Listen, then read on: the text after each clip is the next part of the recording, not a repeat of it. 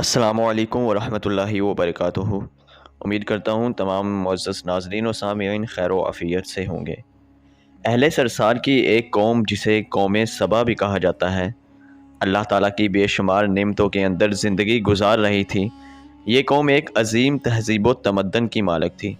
حضرت داؤد علیہ السلام اور حضرت سلیمان علیہ السلام کی باعظمت حکومتوں کے بعد ان کی حکومت زبان زد خاص و عام تھی۔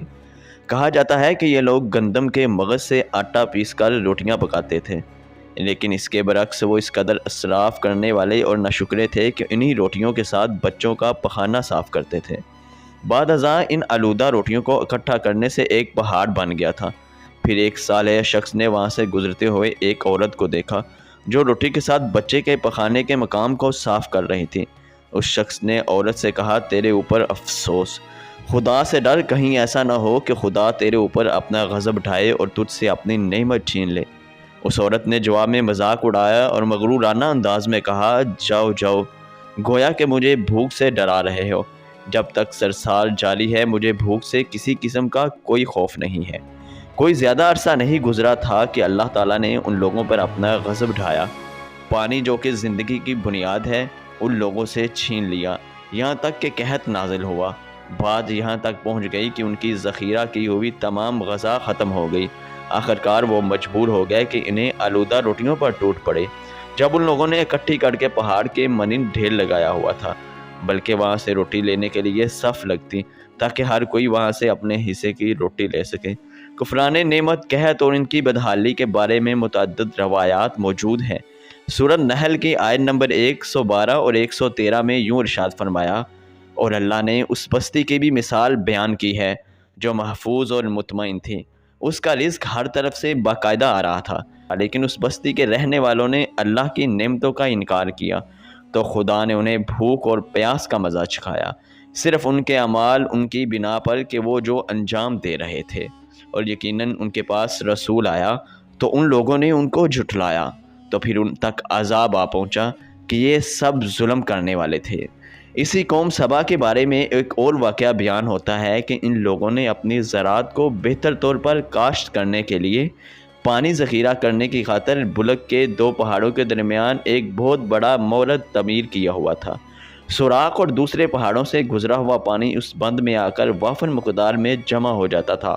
قوم سبا نے اس پانی سے صحیح طور پر استفادہ کرتے ہوئے وسیع و عریض اور بہت سے خوبصورت باغات لگائے اور کھیتی باڑی کو رونق بخشی۔ ان باغات کے درختوں کی شاخیں اس قدر پھلوں سے لدی ہوئی ہوتی تھیں کہ کہتے ہیں کہ اگر کوئی شخص سر پر ٹوکری رکھ کر ان کے نیچے سے گزرتا تو پھل خود بخود ٹوکری میں گرنا شروع ہو جاتے اور قلیل مدت میں ٹوکری تازہ پھلوں سے بھر جاتی۔ لیکن نعمتوں کی کثرت نے انہیں شکر کرنے کی بجائے سرمست اور غافل کر دیا تھا، یہاں تک کہ ان کے درمیان بہت بڑا طبقاتی نظام وجود میں آ چکا تھا۔ ان میں سے صاحب اقتدار لوگوں نے کمزوروں اور ضعیفوں کا خون چوسنا شروع کر رکھا تھا، جہاں تک کہ ان لوگوں نے خدا سے ایک احمقانہ التماس کیا جس کا ذکر سورہ سبا کی آیت نمبر 19 میں ملتا ہے۔ انہوں نے کہا، خدایا ہمارے سفروں کے درمیان فاصلہ زیادہ کر دے۔ انہوں نے اللہ تعالیٰ سے یہ التماس اس لیے کیا تاکہ غریبوں، بے نواح لوگوں، امراء اور ثروت مند ان کے ہمراہ سفر نہ کریں۔ ان کی خواہش یہ تھی کہ آبادیوں کے درمیان خشکی ہو اور فاصلہ بہت زیادہ ہو تاکہ تہی دست اور کم آمدنی والے لوگ ان کی طرف سفر نہ کر سکیں۔ اللہ تعالیٰ نے ان مغرور پیٹ کے پجاریوں پر اپنا غضب نازل کیا۔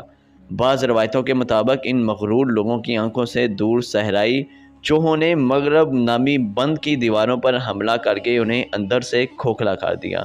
ادھر سے بارشیں زیادہ ہوئی جن کی وجہ سے سیلاب آ گیا اور اس بند میں پانی بہت زیادہ اکٹھا ہو گیا۔ اچانک بند کی دیواریں ٹوٹیں، اس سے ایک بہت بڑا سیلاب آیا جس میں مقام، دیہات، آبادیاں، مال مواشی، باغات، کھیتیاں، ان کے محل اور گھر پانی میں غرق ہو کر نابود ہو گئے۔ ان کے باغات اور زراعت میں سے صرف بیری کے درخت اور کچھ جھاڑیاں بچی تھیں۔ کچھ نہان پرندے وہاں سے کوچ کر گئے تھے، جبکہ الوؤں اور کووں نے قوم سبا کے کھنڈرات میں اپنے گھونسلے بنا تھے۔ اس بات کا ذکر سورہ سبا کی آیت نمبر 15 اور 16 میں ملتا ہے۔ اور آخر میں سورہ سبا کی آیت نمبر 17 میں قرآن کریم میں اس واقعہ کا یوں نتیجہ نکلا، یہ ہے ہم نے ان کی ناشکری کی سزا دی ہے۔ اور ہم ناشکروں کے علاوہ کسی کو سزا نہیں دیتے۔